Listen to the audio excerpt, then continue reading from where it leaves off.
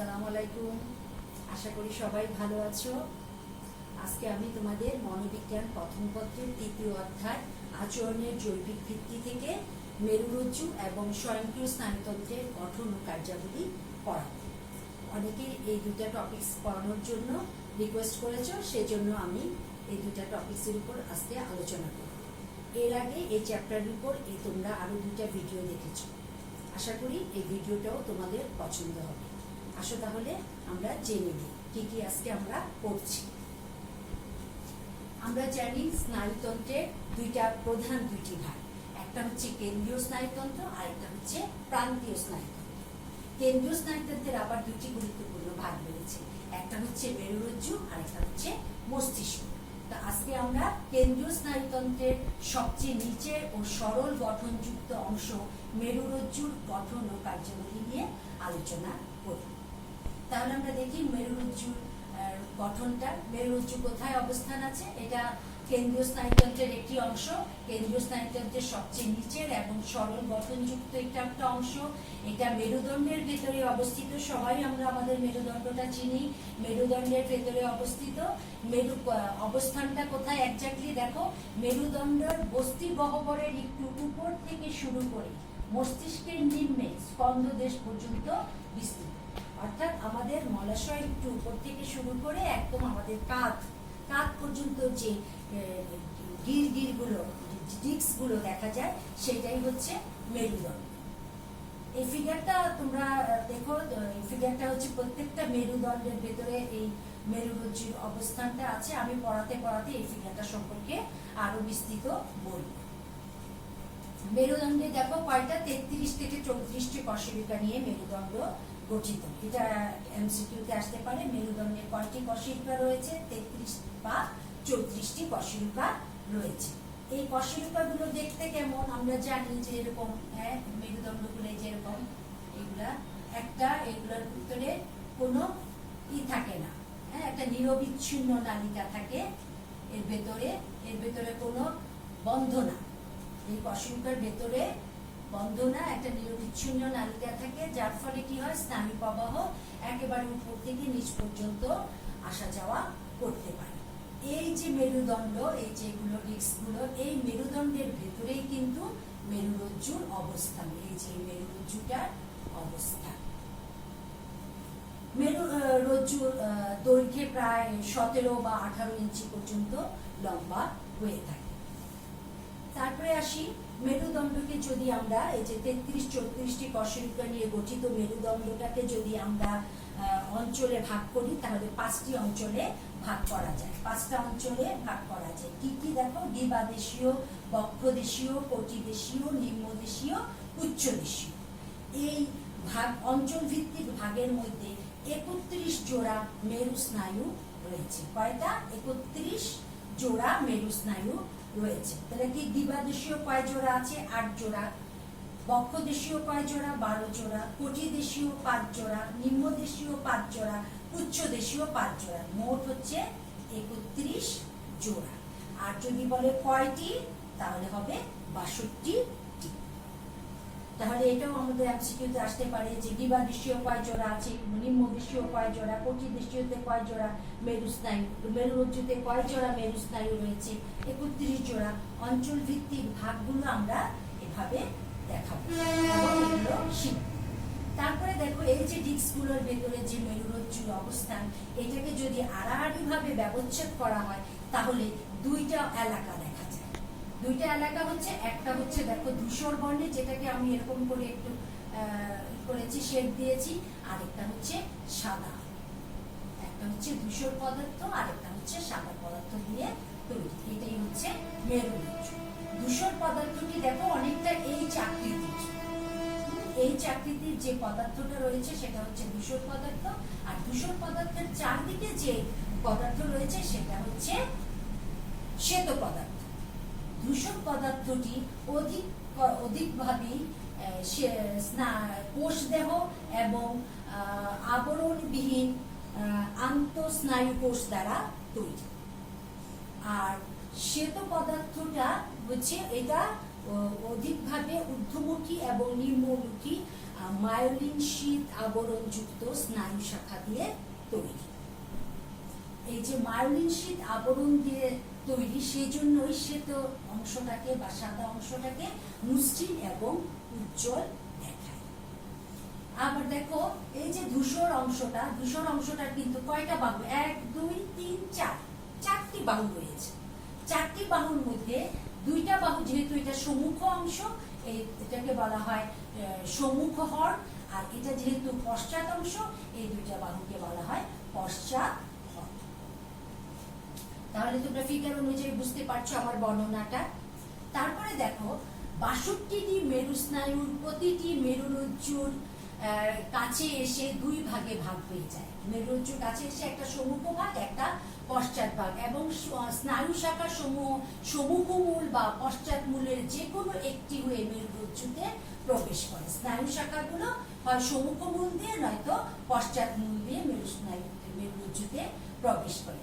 এই স্নায়ু শাখাগুলো দেখো যে যেটা পশ্চাৎ বা পৃষ্ঠ মূল, সেখানে যে স্নায়ু শাখাটা রয়েছে সেটা কিন্তু একমুখী এক মেরু বিশিষ্ট নিউরন দিয়ে তৈরি, যেটা ত্বকে গিয়েছে। আরেকটা হচ্ছে সম্মুখ মূলের যে স্নায়ু শাখাটা, সেটা হচ্ছে বহুমেরু বিশিষ্ট নিউরন দিয়ে তৈরি, যেটা মাংসপেশিতে গিয়েছে। আশা করি মেরু যেটা খুবই সরল গঠনযুক্ত অংশ, খুব সিম্পল একটা বিষয়, বর্ণনাও খুব অল্প, সেজন্য তোমরা মেরুরজ্জুটা গঠনটা খুব সহজেই করতে পারবে। তবে মেমোরাইজ তো করতে হবে কিছু কিছু বিষয়। এর আগে তোমরা ফিগার অনুযায়ী একটু বর্ণনাটা ভালো করে দেখবে। হ্যাঁ, তাহলে তোমরা ফিগার অনুযায়ী বর্ণনাটা করতে পারলেই কিন্তু তোমরা সুন্দর করে লিখতে পারবে। তারপরে আসো মেরুরজ্জুর কার্যাবলী। মেরুরজ্জুর কাজগুলো কি কি? মেরুরজ্জুর প্রধান কাজ হচ্ছে পরিবহন এবং প্রতিবর্তী ক্রিয়া। পরিবহনটা কি? মেরুরজ্জু কি করে? মস্তিষ্ক এবং বিভিন্ন ইন্দ্রিয় ও শরীরের বিভিন্ন অঙ্গ প্রত্যঙ্গের মধ্যে একটি সংযোগ স্থল রূপে কাজ করে। কিভাবে? দেখো এই যে এটা মস্তিষ্ক ব্যতীত শরীরের বিভিন্ন অংশ থেকে সংবেদীয় স্নায়ু মেরুরজ্জুতে গিয়ে মস্তিষ্কে যায়, তেমনি আবার মস্তিষ্ক থেকে বহির্গামী বার্তা মেরুরজ্জুর ভিতর দিয়ে শরীরের সকল অংশে গিয়ে পৌঁছায়। অর্থাৎ মস্তিষ্ক ছাড়া বিভিন্ন অঙ্গ প্রত্যঙ্গ থেকে নার্ভগুলো যে সংবেদীয় উদ্দীপনা আমরা ওগুলো পাই, যে সংবেদনগুলো পাই, সেগুলো কি করে? উদ্দীপকগুলো যখন আমাদের বিভিন্ন ইন্দ্রিয়কে উদ্দীপিত করে, তখন সেগুলো মেরুরজ্জুর ভিতর দিয়ে মস্তিষ্কে যায়। আবার মস্তিষ্ক তখন প্রতিক্রিয়া করবে, কি বার্তা দিবে, সেই বার্তাটা আবার মস্তিষ্ক থেকে বের হয়ে শরীরের বিভিন্ন অঙ্গ প্রত্যঙ্গে যায়। তাহলে এটা কি করছে? মস্তিষ্ক থেকে বার্তা বিভিন্ন অংশে নিয়ে যাচ্ছে, আবার শরীরের বিভিন্ন অংশ থেকে বার্তা মস্তিষ্কে নিয়ে যাচ্ছে। সেই জন্য মেরুরজ্জুকে বলা হয় শারীরিক পরিবহনের সংযোগ স্থল। মেরুরজ্জুকে বলা হয় শারীরিক পরিবহনের সংযোগ স্থল। তারপরে দেখো মেরুরজ্জুর আরেকটা গুরুত্বপূর্ণ কাজ হচ্ছে প্রতিবর্ত ক্রিয়া বা প্রতিবর্তী ক্রিয়া। প্রতিবর্তী ক্রিয়াটি তোমরা এটা আগে শিখিয়েছি। প্রতিবর্তী ক্রিয়া কাকে বলে, প্রতিবর্তী ক্রিয়া কয় ধরনের, প্রতিবর্তী ক্রিয়ার বৈশিষ্ট্য। তাহলে প্রতিবর্তী ক্রিয়া কি? যখন আমরা বাহ্যিক কোনো উদ্দীপকের প্রতি প্রতিক্রিয়া করি, তখন যখন আমরা কোনো রকম চিন্তা ভাবনা করা ছাড়াই জীবনের বিপজ্জনক পরিস্থিতি মোকাবেলা করার জন্য কোনো উদ্দীপকের প্রতি দ্রুত প্রতিক্রিয়া করি, সেটাই হচ্ছে প্রতিবর্তী ক্রিয়া। আর মেরুরজ্জুতে যে প্রতিবর্তী ক্রিয়া সংগঠিত হয় তা মস্তিষ্কের নিয়ন্ত্রণ ছাড়াই হয়। হ্যাঁ, মস্তিষ্কের নিয়ন্ত্রণ ছাড়া হয় এবং সেটা খুব সরল ধরনের যে প্রতিবর্তী ক্রিয়াগুলো আছে সেগুলোই মেরুরজ্জুতে হয়ে থাকে। যেমন পেশি সংকোচন, সম্প্রসারণ, বক্রকরণ, চোখের পলক ফেরা, হাই তোলা, হাঁচি দেওয়া, এগুলো হচ্ছে সরল ধরনের প্রতিবর্তী ক্রিয়া। এগুলো মেরুরজ্জুই করে থাকে, মস্তিষ্ক পর্যন্ত যাওয়ার দরকার হয় না। এছাড়াও মেরুরজ্জু কিছু কাজ করে যেগুলো আমাদের অভ্যাসের পরিণত হয়েছে, যেগুলো একসময় মস্তিষ্ক দ্বারা নিয়ন্ত্রিত হতো, কিন্তু আমরা করতে করতে সেগুলো আমাদের অভ্যাসে পরিণত হয়ে গিয়েছে। সেই কাজগুলো কিন্তু মেরুরজ্জুতেই হয়ে যায়। যেমন ধরো আমরা যখন ছোট বাচ্চা যখন হাঁটে, তখন কিন্তু সে খুব সচেতনভাবে স্টেপগুলো দেয়। কিন্তু এখন আমরা যখন বড় হয়ে যাই তখন কিন্তু আমরা বিভিন্ন কাজ করছি, গল্প করতে করতে হাঁটছি, কথা বলতে বলতে হাঁটছি, তাই না? তখন কিন্তু আমরা সচেতনভাবে স্টেপগুলো দেই না। তাহলে ওইটা একসময় মস্তিষ্ক দ্বারা নিয়ন্ত্রিত হতো, কিন্তু করতে করতে অভ্যাসে পরিণত হওয়াতে, যেমন সাঁতার কাটা, হ্যাঁ, এরকম। আবার টাইপ রাইটিং, যে টাইপ রাইট করছে সে দেখা রাইটিং করছে, সে দেখা যাচ্ছে যে ওই ইয়ের দিকে তাকিয়ে, হ্যাঁ, টাইপরাইটারের দিকে না তাকিয়ে কিন্তু সঠিকভাবে টাইপ করে যাচ্ছে। অর্থাৎ যেগুলো আগে মস্তিষ্ক দ্বারা নিয়ন্ত্রিত হতো কিন্তু করতে করতে অভ্যাসে পরিণত হচ্ছে, সেই ধরনের কিছু কাজও আমরা দেখতে পাই যে মেরুরজ্জুতেই হয়ে যাচ্ছে। তাহলে আশা করি মেরুরজ্জুর গঠন এবং কার্যাবলী তোমরা বুঝতে পেরেছো। খুবই সিম্পল, খুবই সহজ টপিকস, সেই জন্য খুব দ্রুত আমি শেষ হয়ে গেল বলাটা। তাহলে বুঝতে পারছো যে তাহলে এটা কত সহজ। তারপরে দেখো আমরা আরেকটা টপিকস নিয়ে আলোচনা করব, যেটা হচ্ছে প্রান্তীয় স্নায়ুতন্ত্র। মেরুরজ্জুর দুইটা অংশ, মেরু স্নায়ুতন্ত্রের প্রধান দুইটা অংশ, কেন্দ্রীয় স্নায়ুতন্ত্র, প্রান্তীয় স্নায়ুতন্ত্র। প্রান্তীয় স্নায়ুতন্ত্রেরও আবার দুইটা অংশ, একটা হচ্ছে অচ্ছিক আর একটা হচ্ছে স্বয়ংক্রিয় স্নায়ুতন্ত্র। আজকে আমি পড়াবো স্বয়ংক্রিয় স্নায়ুতন্ত্র। তো স্বয়ংক্রিয় স্নায়ুতন্ত্রের আবার দুইটা অংশ, একটা হচ্ছে সমবেদী স্বয়ংক্রিয় স্নায়ুতন্ত্র আর একটা হচ্ছে পরাসমবেদী বা উপসমবেদী স্বয়ংক্রিয় স্নায়ুতন্ত্র। স্নায়ুতন্ত্রের স্বয়ংক্রিয় স্নায়ুতন্ত্র দেখো গঠনটা কিরকম, কাকে বলে স্বয়ংক্রিয় স্নায়ুতন্ত্র। স্বয়ংক্রিয় স্নায়ুতন্ত্রের সম্পূর্ণ স্নায়ুগুলো মস্তিষ্কের সরাসরি নিয়ন্ত্রণাধীন নয় এবং শরীরের প্রয়োজন মতো স্বাধীনভাবে কাজ করে। তাহলে স্বয়ংক্রিয় স্নায়ুতন্ত্র যেহেতু সরাসরি মস্তিষ্কের নিয়ন্ত্রণাধীন নয় এবং কাজের ক্ষেত্রে এটা স্বাধীন, সেই জন্য এটার নাম স্বয়ংক্রিয় স্নায়ুতন্ত্র। তবে প্রকৃতপক্ষে এটা কেন্দ্রীয় স্নায়ুতন্ত্র দ্বারা কিছুটা নিয়ন্ত্রিত হয়ে থাকে। স্বয়ংক্রিয় স্নায়ুতন্ত্র আমরা যে আবেগ পড়েছি, আবেগের সময় আমাদের শরীরের যে শারীরিক যে পরিবর্তনগুলো হয়ে থাকে সেগুলো কিন্তু স্বয়ংক্রিয় স্নায়ুতন্ত্রের জন্যই হয়ে থাকে। তাহলে স্বয়ংক্রিয় স্নায়ুতন্ত্রকে দুই ভাগে ভাগ করা যায়, একটা হচ্ছে সমবেদী আর একটা হচ্ছে পরা বা উপসমবেদী। এখন দেখো সমবেদী স্নায়ুতন্ত্রের গঠন, এটার অবস্থানটা কোথায়?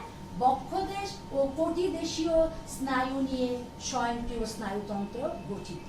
বক্ষদেশ মানে বুকে, কটিদেশ মানে কোমর, কোমরে যে নার্ভগুলো আছে সেগুলো নিয়ে সমবেদী স্নায়ুতন্ত্র গঠিত।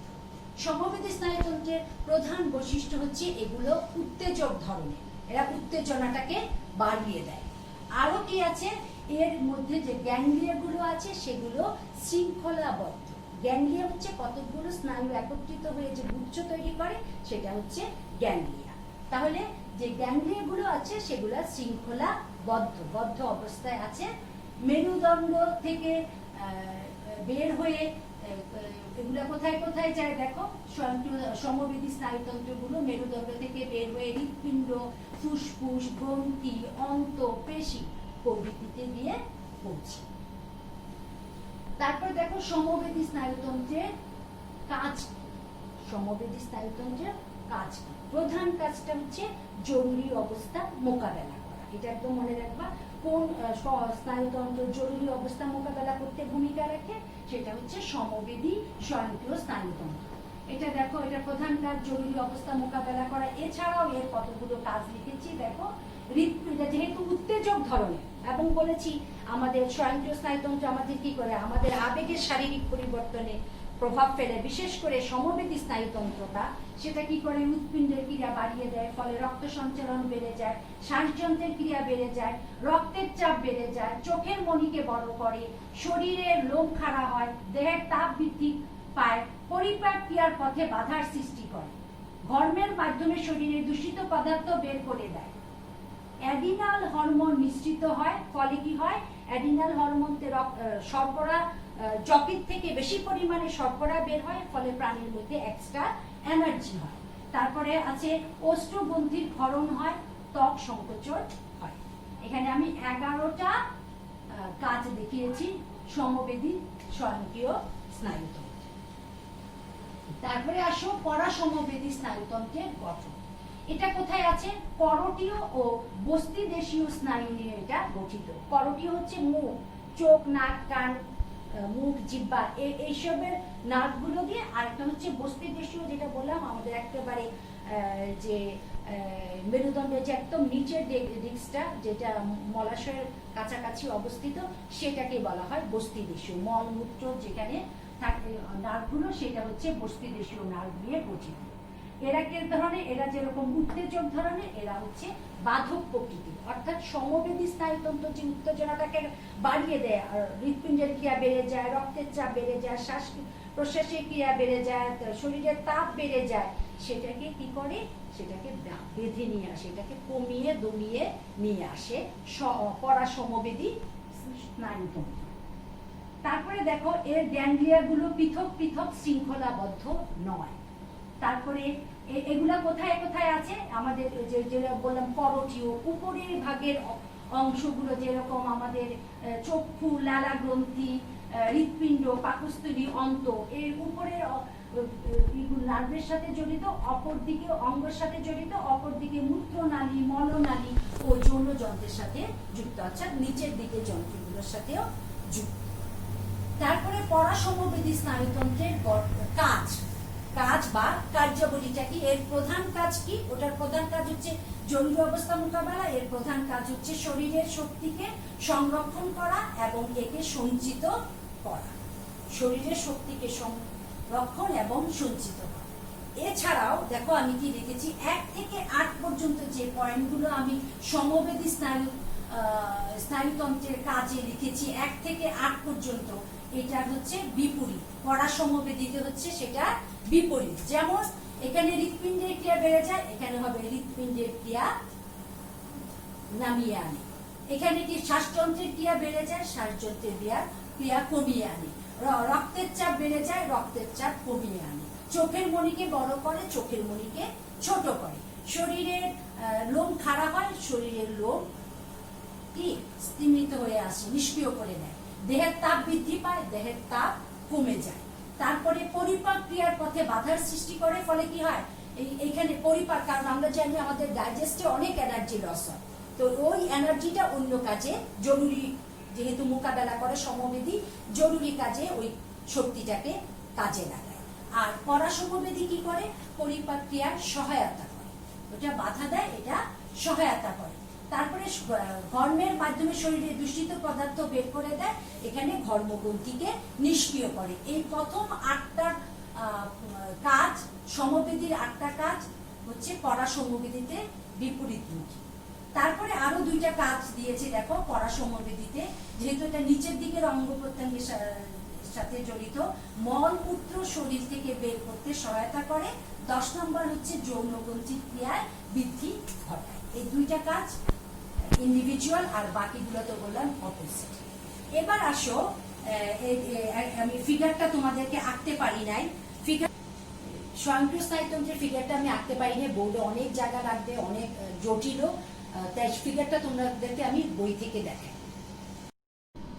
ফিগারটার দিকে দেখো, তোমাদের বইতে এই ফিগারে এখানে লেখা আছে পরাসমবেদী বিভাগ, কিন্তু এই পাশে কিন্তু কিছু লেখা নাই। এই পাশে তোমরা লিখে নাও সমবেদী বিভাগ। এটা পরাসমবেদী, এটা সমবেদী। আমরা বলার সময় কিন্তু সবসময় প্রথমে বলছি সমবেদী, তারপরে পরাসমবেদী, ওটা কিন্তু ঠিক আছে।